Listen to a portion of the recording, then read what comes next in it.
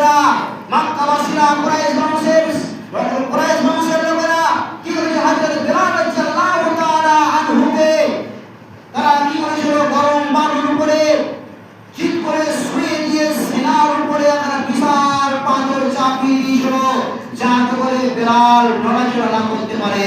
শুধু তাই নয়, ইসলাম ধর্মের আমার হযরত বিলাল রাদিয়াল্লাহু তাআলা আনহুর গলায় রশি বেঁধে দিয়ে ছাগল ভেড়ার মতো তারা টানতেছিল।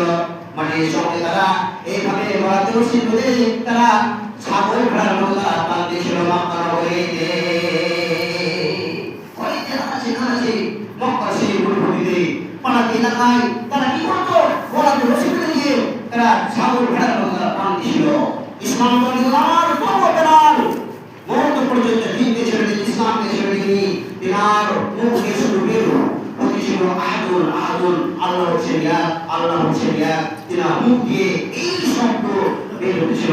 ইসলাম ধর্মের আমার মরণ পর্যন্ত দিন থেকে ফিরে যাননি, সরে যাননি। আমাদের মতো শুধু রমজান মাসে নামাজ পড়া মুসলমান নয়, ইমানদার ব্যক্তি নয়। শুধু রমজান মাসে নামাজ পড়ো আর বাদ বাকি 11 মাস বাদ এই ধরনের ইমানদার নয়। এই ইমানদার বলা হয় না, এদের ইমানদার বলা হয় না। এই সমস্ত ইমানদারকে কি বলা হয়? যারা আল্লাহর হুকুমকে মানে সম্পূর্ণরূপে, যাদের মধ্যে দুই রকম পদ্ধতি থাকে, দুই চরিত্র বিশিষ্ট ব্যক্তি থাকে।